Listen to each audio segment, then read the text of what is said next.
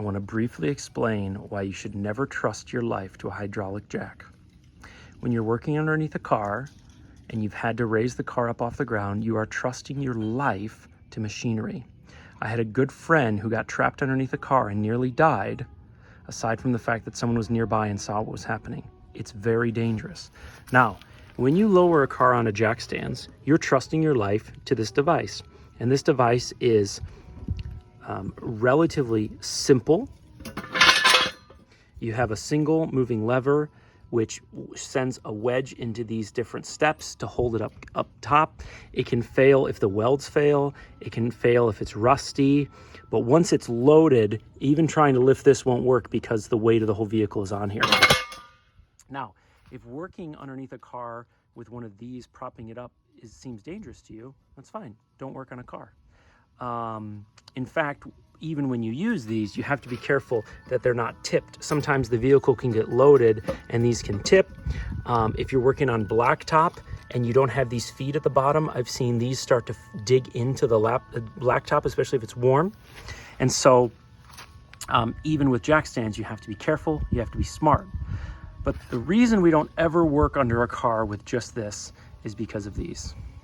The magic of hydraulics, the magic of the leverage and the hydraulic mechanical advantage that's in there allows even a child to lift up an entire car. But in order for this to work, the hydraulic fluid, which is in the reservoir and in the cylinder area with the piston, has to stay there. And it stays in there with seals, whether it's an O-ring or a multi-lip seal. There's a little 1 penny piece of rubber in there that keeps all the fluid in. And the O-rings in this are at least 20 years old. They've gone through Michigan winters, they've gone through Chattanooga summers. I have no idea what condition they're in, but O-rings can get cracks in them and they can seep, which means the car will slowly lower and compress on your head or your chest, like what happened to my friend. Or they can break all of a sudden and catastrophically lose all the fluid. And so the same magic mechanism that when you twist this thing falls that fast, that's because I released the hydraulic fluid out of the cylinder. And if an O-ring failure releases the same fluid out of the cylinder, that car comes crashing down much faster than that because the weight will be on it. So please don't be foolish like I was in my youth and tried to save time by skipping the jack stands and working underneath a car with this. You can and you will die.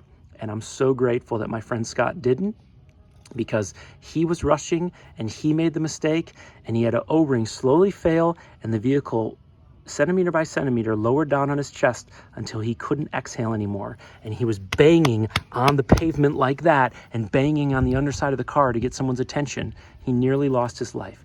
Never trust your life to hydraulics, never trust your life to O-rings, and only trust your life to something like this if you know how to use it and you know it's in good condition, you know the placement's right, you know it's not digging into the pavement, you know that it's not tipped. Be safe. It's not worth it. Take care, guys.